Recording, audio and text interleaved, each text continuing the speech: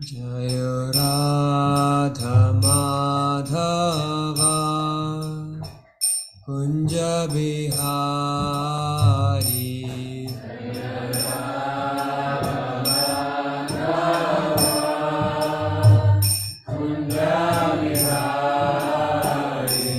Jaya Radha Madhava Kunja Bihari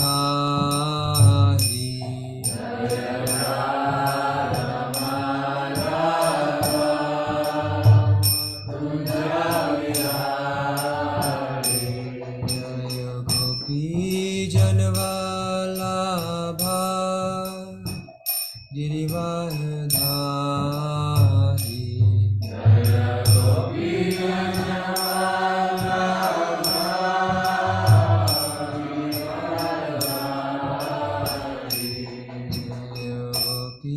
Janvalabha Girivardhari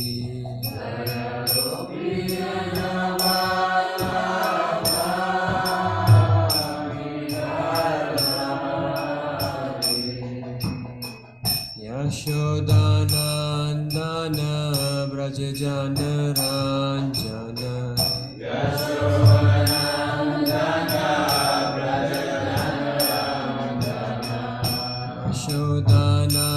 Yashodanandana Brajajana Ranjana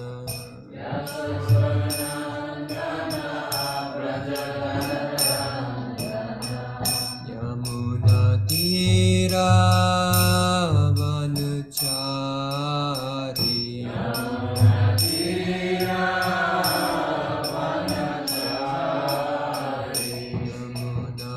Tira Vanachari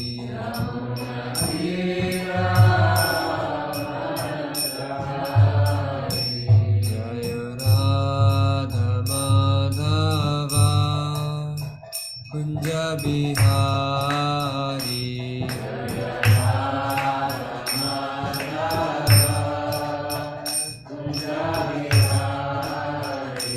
Jaya Radha Madhava Kunja Bihari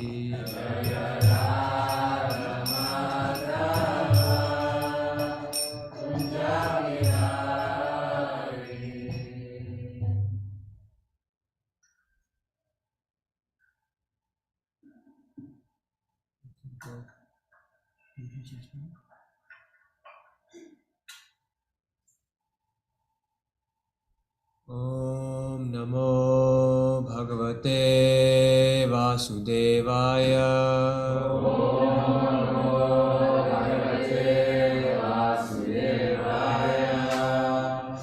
Om Namo Bhagavate Vasudevaya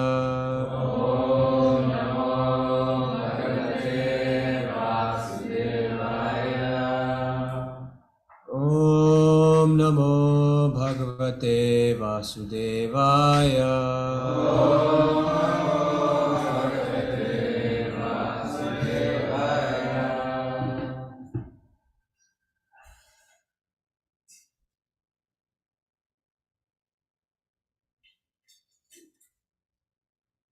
So we're reading from Canto 1, Chapter 1, Text 4 through 8, and then we'll read the Sanskrit and the purport of verse 8. Yeah. So we'll start from text 4.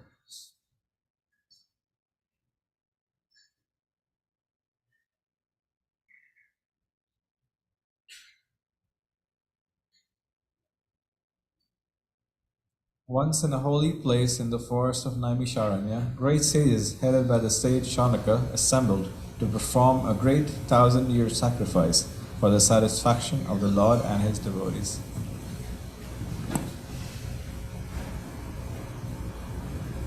One day, after finishing their morning duties by burning a sacrificial fire and offering a seat of esteem to Srila Sutta Goswami, the great sages made inquiries with great respect about the following matters. Sages said, "Respected Shuddha Goswami, you're completely free from all vice. You're well versed in all the scriptures famous for religious life, and in the Puranas and the histories as well. For you have gone through them under proper guidance and have also explained them." Being the eldest learned Vedantist, O Sutta Goswami, you are acquainted with the knowledge of Vyasadeva, who is the incarnation of Godhead, and you also know other sages who are fully versed in all kinds of physical and metaphysical knowledge. And because you are submissive, your spiritual masters have endowed you with all the favors bestowed upon a gentle disciple. Therefore, you can tell us all that you have scientifically learned from them.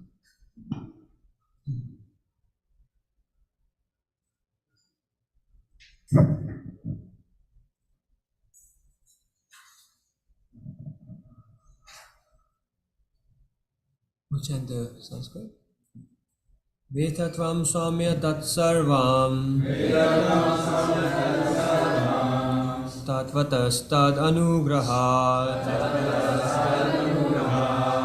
Ruyusnegdasya Shisyasya Gurvo Guyam Apiyuta Vetatvam Samya Tat Sarvam Tatvatastad Anugrahat Ruyusnegdasya Shishyasya Guravo Guyam Apiyuta Vetatvam Samya Tat Sarvam Tatvatastad Anugrahat Ruyusnegdasya Shishyasya Guravo Guyam Apiyuta. You announce what like Vedatvam Samya Tat Sarvam Vetatvam Samya Tat Sarvam Tatvatastad Anugrahat Snigdasya Shishyasya Ruyusnegdasya Shishyasya Guyam Apyuta Guravo Guyam Apiyuta. Vetatvam Samya Tat Sarvam Vetatvam Samya Tat Sarvam Tatvatastad Anugrahat Tatvatastad Anugrahat Bruyu Snigdasya Sisyasya Ruyusnegdasya Shishyasya Guravo Guyam Apyuta. Guravo Guyam Apiyuta. Vetatvam Samya Tat Sarvam Tatvatastad Anugrahat Ruyusnegdasya Shishyasya Guravo Guyam Apiyuta.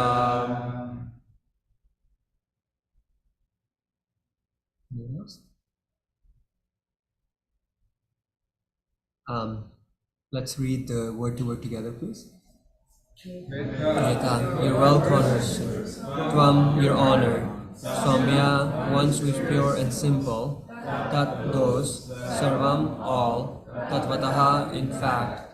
Tat, there. Anugrahat, by the favor of. Ryu, will tell. Snigdasya, of the one who is submissive. Shishyasya, of the disciple. Gurvaha, the spiritual master. Guyam, secret. Abhyuta, endowed with. Translation. And because you're submissive, your spiritual master have endowed you with all the favors bestowed upon a gentle disciple. Therefore you can tell us all that you have scientifically learned from them. Purport of His Divine Grace A.C. Bhaktivedanta Swami Srila Prabhupada. The secret of success in spiritual life is in satisfying the spiritual master and thereby getting his sincere blessings. Srila Viswanath Chakravarti Thakur has sung in his famous 8 stanzas on the spiritual master as follows. I offer my respectful obeisances unto the lotus feet of my spiritual master.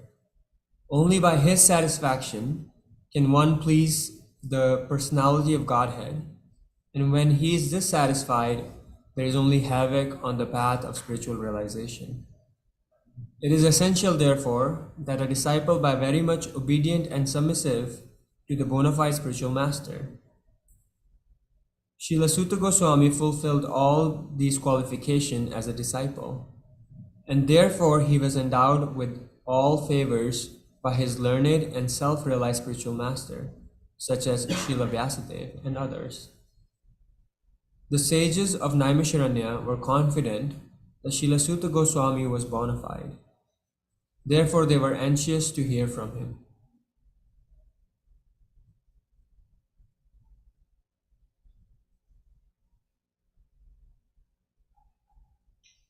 So, yesterday we focused on how we were talking about how the Srimad Bhagavatam is this perfect scripture to read from, and now today we'll talk more about like how actually Sutta Goswami is the right person to speak on Bhagavatam. So before we go there, does anyone know why are we read the first verse we read, the text 4, right? It was talking about that the sages headed by Shaunika are in the forest of Naimisaranya. So it's in the beginning we're setting the scene of why are these sages there in Naimisaranya and headed by Shaunika? What's happening? Yes, Prabhu.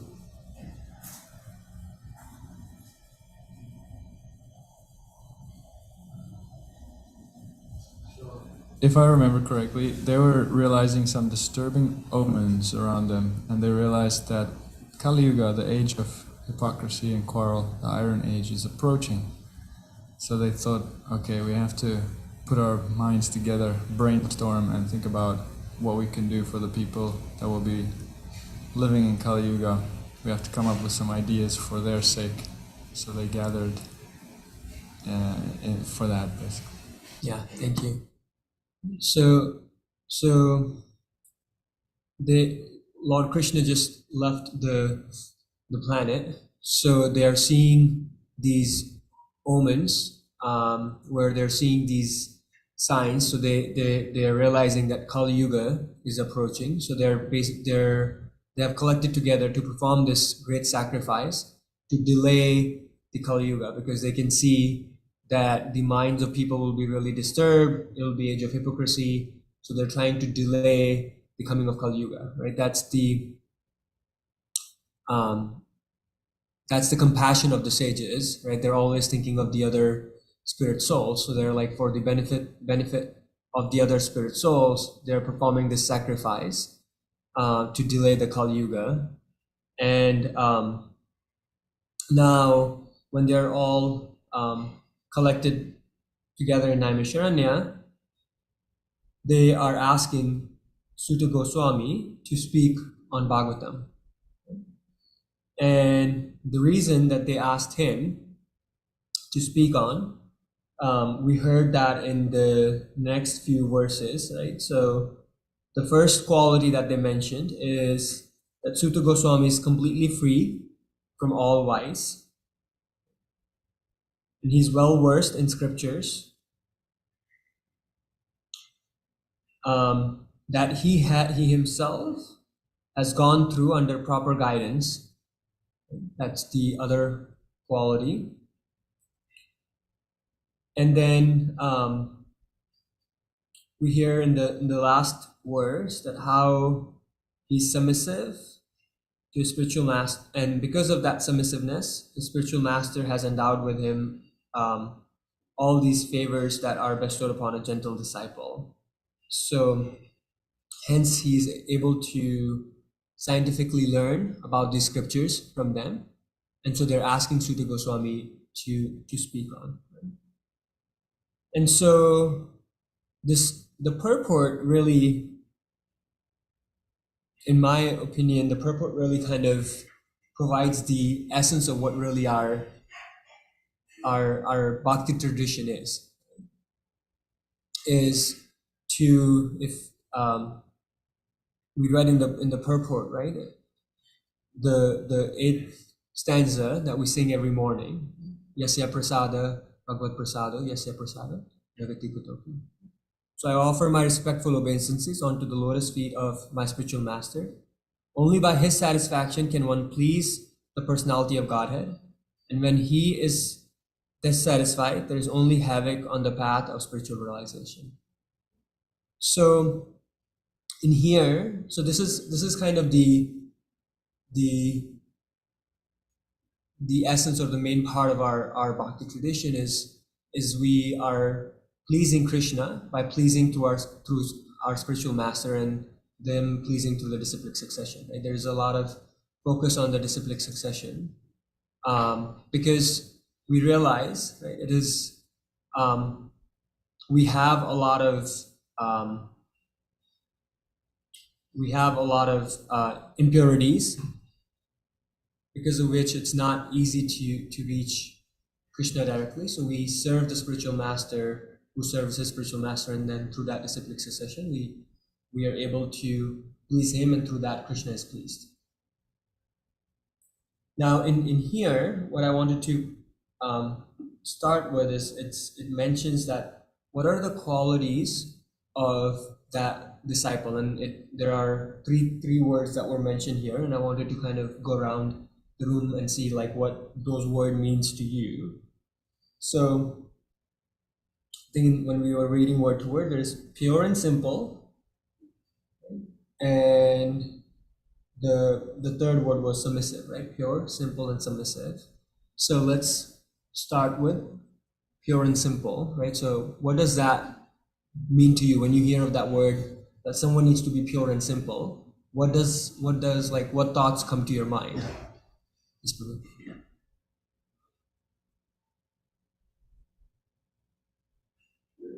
Or in the sense that like you don't have ulterior motives, and simple in the sense that you don't take more than what you need.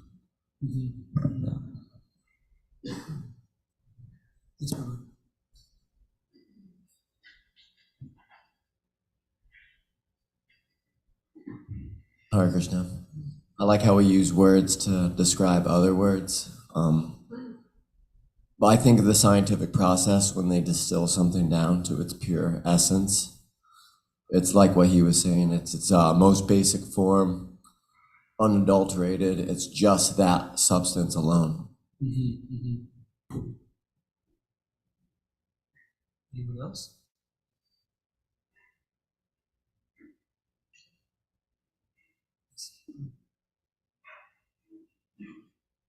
What Anthony was saying, that in the purest form, like an unadulterated form, that means a devotee who is pure is in his natural, he has realized his natural state of being, that is a servant of Krishna, and he always acts in that position, and he treats others from that position, not from a false position of I'm the master, but from the position of servant.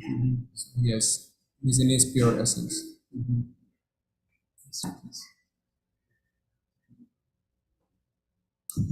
Hare Krishna. I was wondering, so when we approach our spiritual master and we're not pure, or like we haven't realized the connection between ourselves and Krishna, then what? Did we just disqualify ourselves from seeking shelter, or? That's a great question. I'll come to it in a little bit. Kind of on that note, I was thinking pure. Yes, one definition of pure is like I see everybody as a spirit, and I'm in my servant, mood of servant. But also, purity can also just be like what you see is kind of is real. What you see is what you get, and like you were saying, like Nico was saying, I don't have anything that I'm trying to hide from you. I don't have anything that I'm holding behind my back. Like everything that's in my heart, all of my anarthas, whatever it may be, I'm laying in front of you. So that's also a form of purity.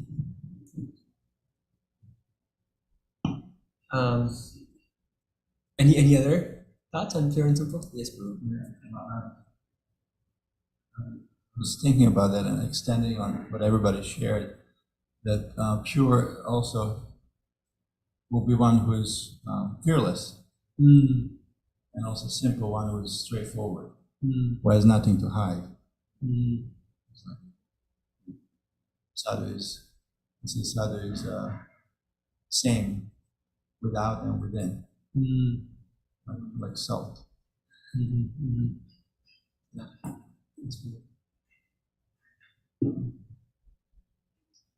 Pure and simple can also mean that you don't have an attraction for complicated things.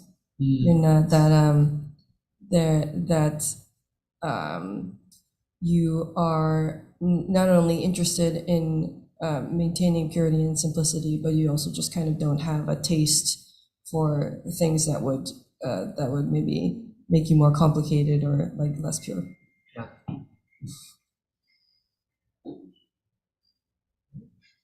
And then let's talk about the third one who is submissive. What does that mean to you? Yes, Guru. I think of, I don't want to say lower level life forms, but something like a dog is very submissive to its master.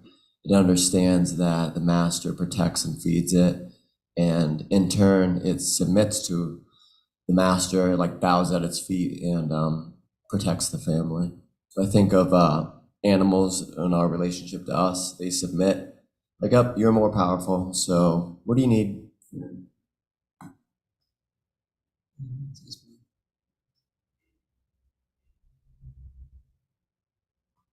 Haribol.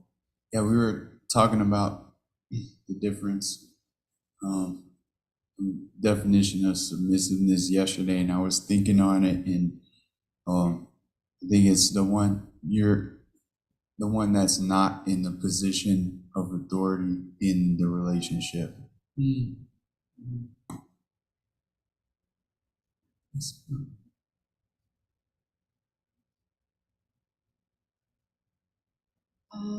I see it as putting your ego aside so that you can learn, or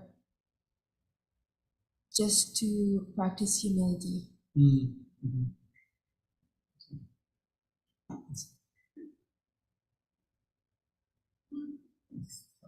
The primary word that comes to mind for me with submissive is receptive.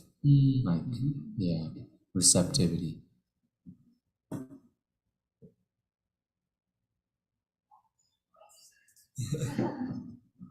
I think submissive. I was thinking about this when I was chanting today, like just like the different opportunities that have come about in my life through being submissive, and it's submissive, but it's also like accepting to people who like are higher than me. You know, they know more, and they just guide me. You know, so yeah.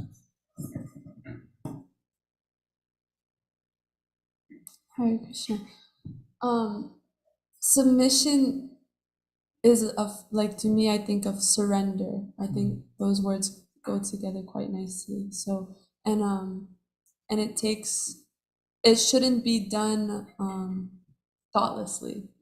Submission is something that should be done very intentionally. Like, I am choosing right now, not passive, not without consideration. So yeah, a disciple is submissive to the spiritual master, but is also making sure that the spiritual master, they're watching, they're seeing how they act, they're seeing if the process is working, making sure everything lines up.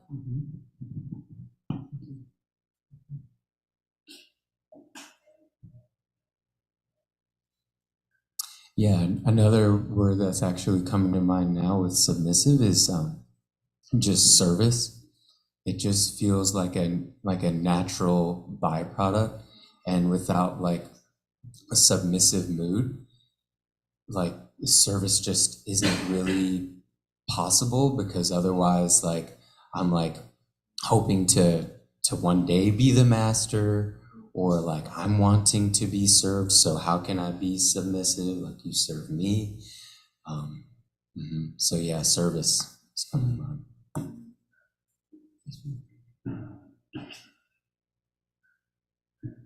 I was thinking about the aspect of love or devotion, submission.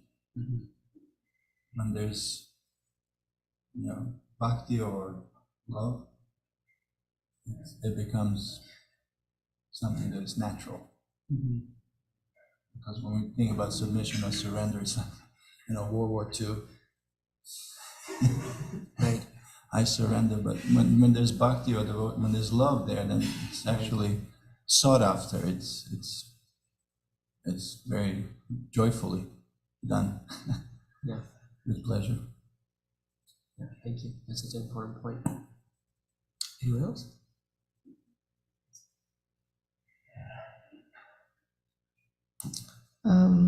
I think of being submissive as embracing mystery.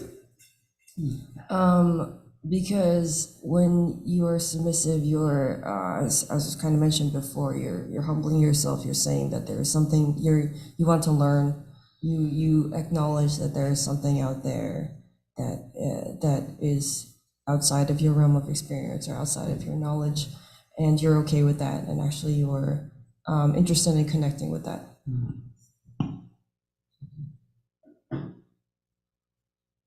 Yeah, so I think I really liked what all of you shared, right? So, I think on the first, starting with like pure, I think I really like what you were sharing, right? Like not having any ulterior motives, right? It's so, I think a lot of times when we think of word pure, and I think when you asked that question, like what if like, I'm not pure, I'm not completely pure, then how do I build that relationship? But I think the point is really to be that when you are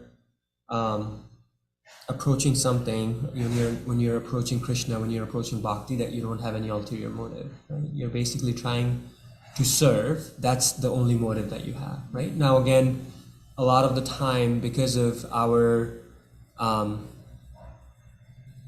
contamination with matter and kind of our false ego and those kind of things, right? We may go off path at times, right? But that's kind of the North Pole, right? That's kind of the pole star or the compass that we shouldn't have any ulterior motive, and my motive is to serve, right? So if you see actually like, if you take like a plane ride, right, and you see on the screen like they have this map and it'll look like this perfect curve, right, going from spot A to spot B, but actually the pilot, because of the wind and the turbulence, and he has to keep on like bringing it back to the direction, right? So that happens constantly, but we don't notice it because on the long journey, right, it looks like this perfect curve, right, or perfect straight line, depending on where you're going from spot A to spot B. So that happens with all of us, right? That we will have get misdirected, or that will happen. But again, as long as we can always remember what that pole star is, where that where that compass is pointing to, which is to make sure that my mood is to serve and I shouldn't have any other ulterior motive, then we can always come back, right? So that's really the kind of for purity.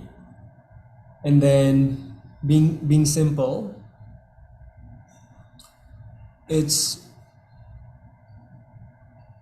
think a lot of the time we just, our mind is set to that way that we think that something that's simple is also easy, right? And that's actually most of the times necessarily not true. I don't know why, but like with a lot of people in their mind, those two words, simple and easy, are considered a synonym. Anytime you think something is simple, then like the next thing you'll tell me that it's probably easy, right? Which is not true. Right.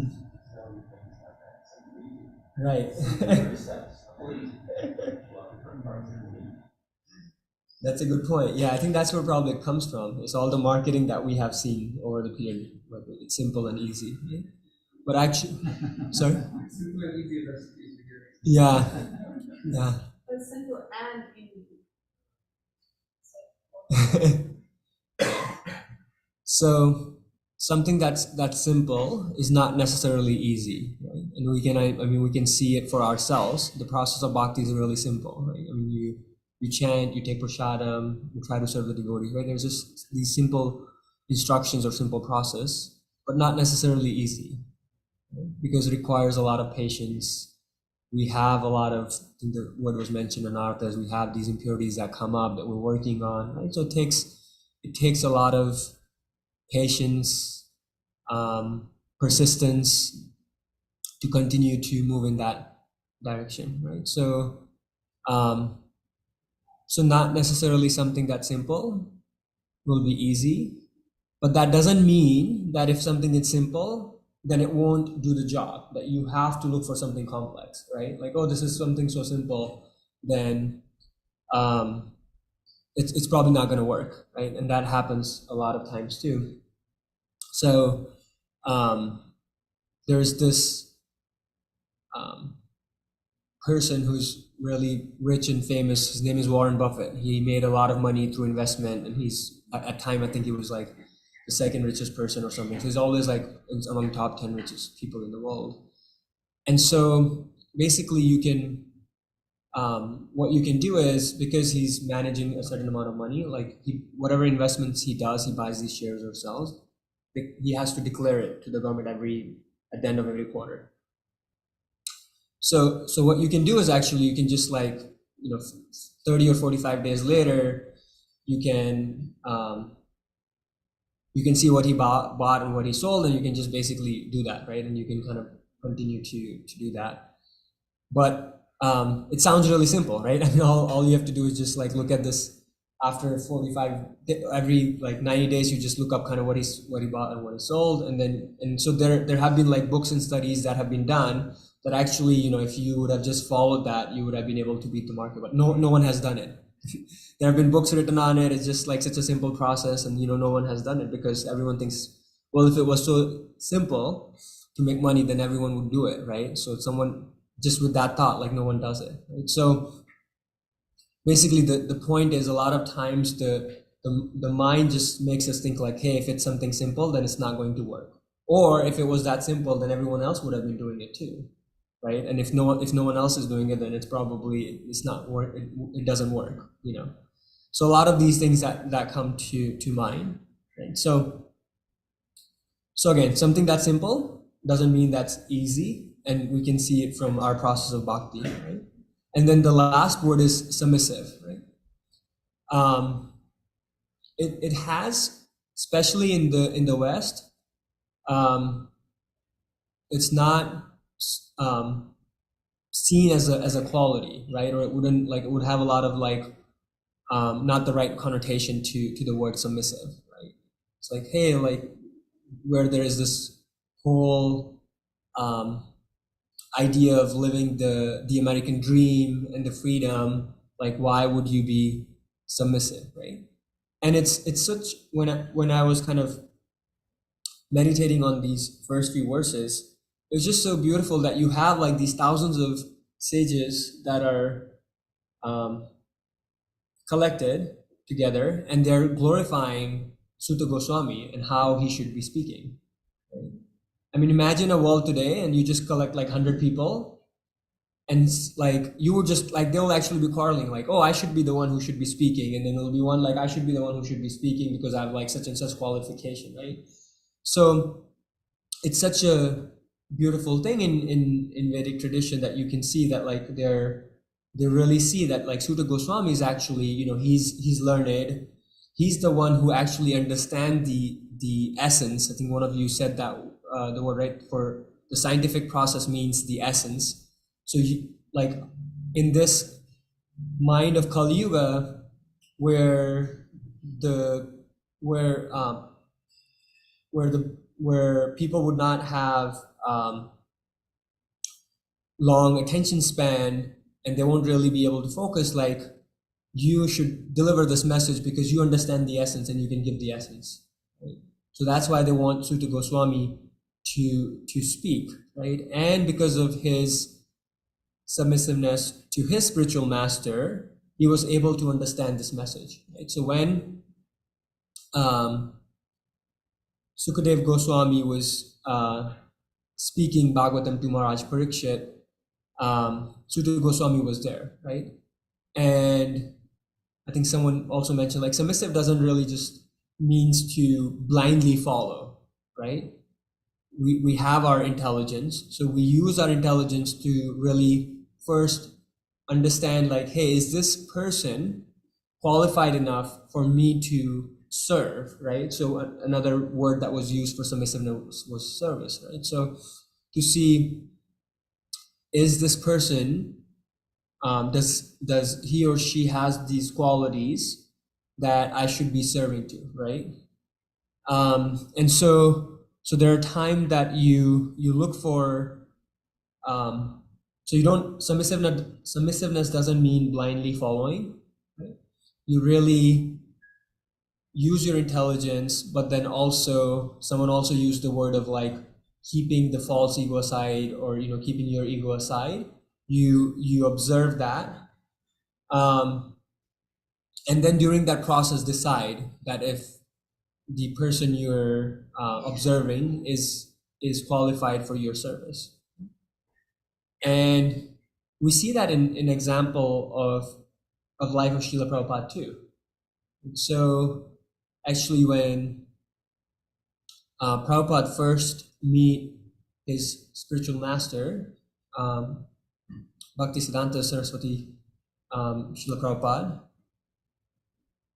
that he actually, when his friend asked him, Srila Prabhupada, his friend asked him, like, hey, there's actually this sadhu who is giving this class, like he wanted to go see him, and Prabhupada was actually at first, he did not want to go. He's like, I've seen a lot of these sadhus during my time, because his father was a really spiritual man, and he would have these sadhus come to the house and he would serve them really nicely. So, and Prabhupada over the period of time has seen some of these sadhus who were actually, because of being in Kali Yuga, was using these knowledge in these scriptures for their ulterior motives.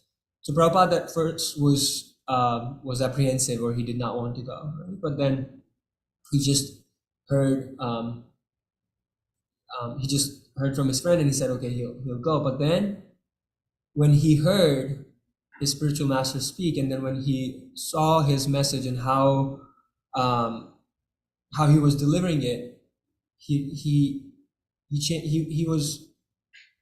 was not attached to his false ego anymore, right? Where he was like, oh, I like, it wasn't like, hey, I know all these sadhus, like I know, or but the beauty is when you use your intelligence and then you realize, okay, like I was wrong, right? So having the false ego aside and being ready to be said, okay, like I was not right this time, and then being able to identify that and acknowledge that, right? So Prabhupada acknowledges that, right? And then the first time he met, he got his first instruction that Bhaktisiddhanta Saraswati Maharaj could see how Srila Prabhupada was fluent in English, and so he said, like, you intelligent boys should take this message and speak and spread this message in Western countries. And so, and then you see that that one instruction he received, and then over a period of time he meets his spiritual master just a handful of times. Right? If we read like Prabhupada's Lilamrita, I think there may be like 4 or 5 times, at least that I recall, if that he meets his spiritual master at one point. And then, but he takes that instruction and makes it as his heart and soul, right? And so that was one instruction that I can recall. And then the second one is, he tells him like, hey, whenever if you ever have money, like print and publish books, right? Write books, right? You're such a beautiful writer, like you should publish books in Christian, right? So just these two instructions, and you can see how Prabhupada makes it his life and soul. And I was thinking about it actually, like when Prabhupada first came, and he was living in Butler, Pennsylvania, where he had like, at least like some decent accommodation. There was this Agarwal family who was taking care of him, and he was able to he was going to certain universities like at some times, and then there were local like people clubs where like people were meeting and they were open to his message, and they were hearing from him. I was like, he could have just been like satisfied by that, right? Like technically, like he is preaching in Western countries and he's preaching to Western audience, and that was good enough, right? Like he's going to these universities, he's talking to these people, and like he could have just continued doing that, right? Like I have fulfilled the desire of my spiritual master. I've come to the United States, and like but that was just not enough, right? And a lot of time when we hear the term of humility, we think it in like there's so much focus on surrender and humility in bhakti that we again sometimes not see it in the right context of like being ambitiously humble, right? Like Prabhupada, you can see in his lifetime he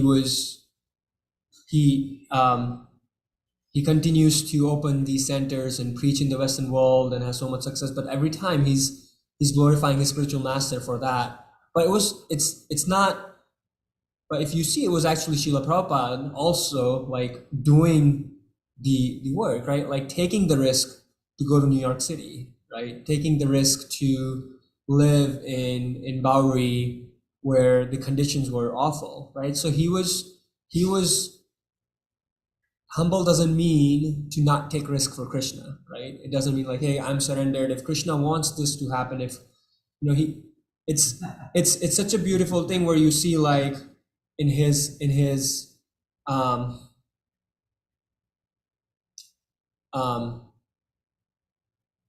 writing on the Jaladuta, he's asking Krishna, like I'm a puppet in your hand, like make me dance, right?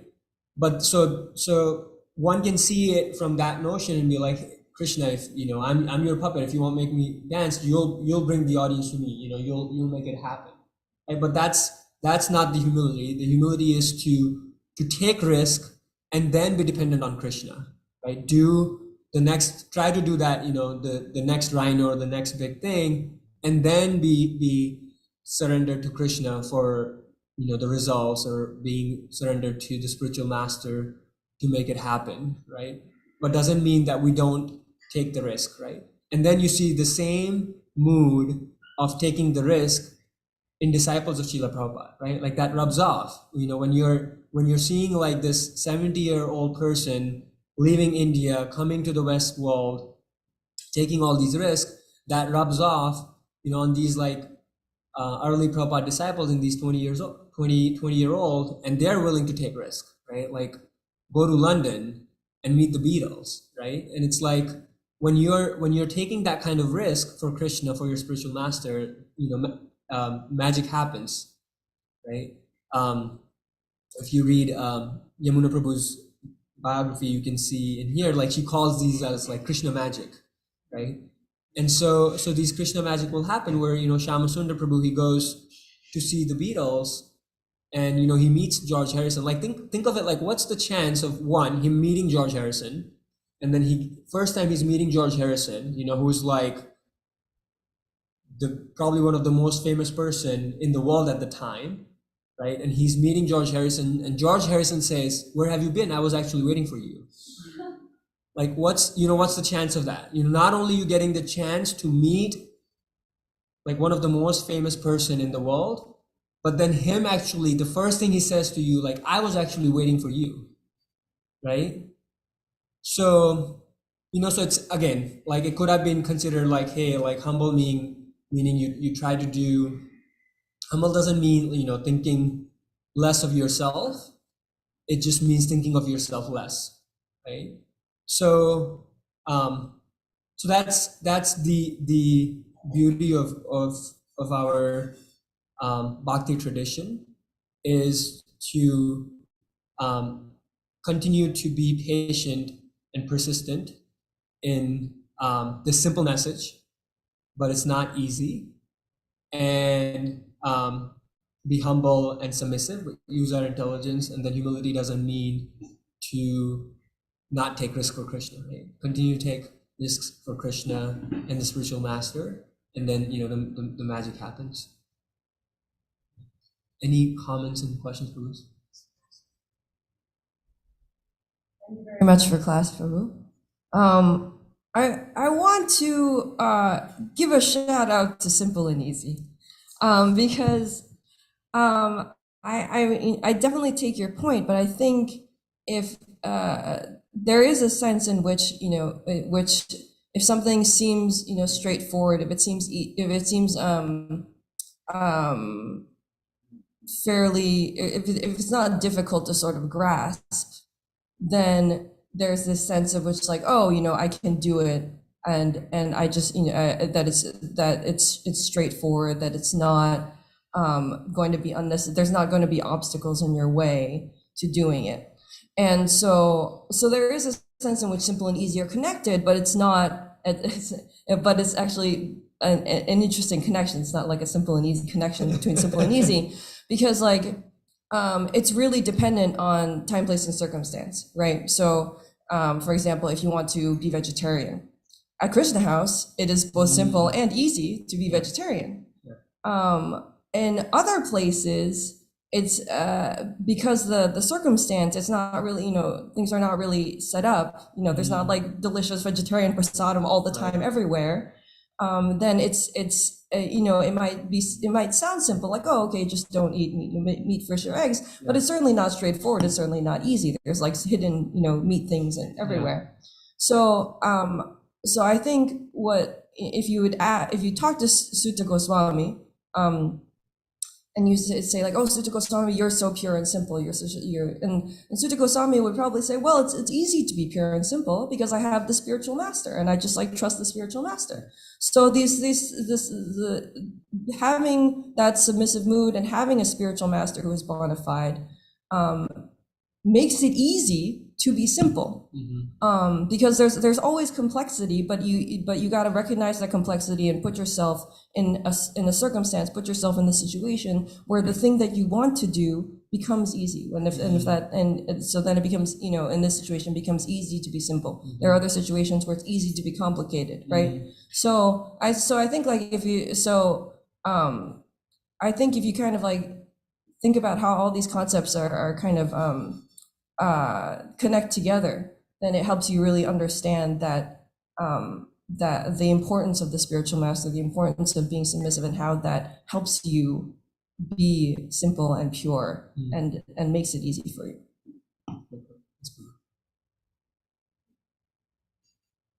Yeah. Also, like Kalakanta Prabhu is always reminding us, quoting Prabhupada, that it's simple for the simple, but it's complex for the crooked. So when we're simple, when we're striving to have that simple and pure mentality and behavior, then the process becomes more simple. But as soon as we allow complication, or we allow our complex nature to come out, that's when the process becomes difficult. It becomes difficult when we let, like you were saying, simple people or simple and pure people, naturally they don't invite complicated situations. It's just not attractive. But when we do invite those complicated situations, we're no longer so simple, and so it becomes difficult to practice, and it has an effect on our bhakti. Anyone else?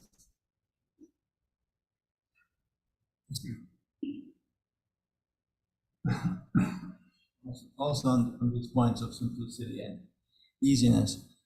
When I heard simple and easy, what comes to mind is just cheap. And we're warned about that too. Like sahajas. You take something that's very valuable, something that it's kind of treated with, laissez-faire, nonchalant, taking it for granted too. So diamonds are simple, right? But they're not so easy to attain. So there's a price tag there. And the price tag is anartha nivritti. Good point. Yes, Guru. I like when you talked about like risks that we have to take in Krishna consciousness, and it's essentially like surrendering is like a risk because we're kind of just taking that leap of faith into like the unknown and just leaving behind everything that we thought was pleasurable to us, and just taking everything that Krishna gives us. One more thing about the Shyam Sundar, just in the glory of our Harinam Sankirtan going out, the reason why George Harrison was looking for them because he spotted the Harinam party a while back, and he was so attracted. It was just like a short exposure to a Harinam party, and they were, I guess, far enough that he couldn't connect. But that samskara really was the seed to that desire that he wanted to make that connection. So when they came, it was like, oh, those are the people. Yeah.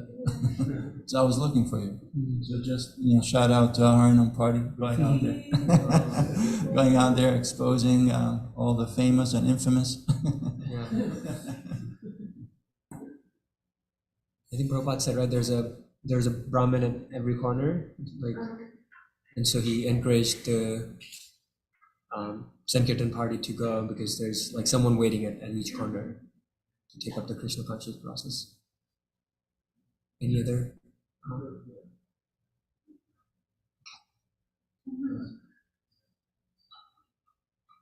Ready to sing Krishna please? Jai. Krishna Prabhupada ki. Govinde Namo Brahmane Vaishnave Swami Krishna Seva presence of our faith in Mahaprasad, spiritual video.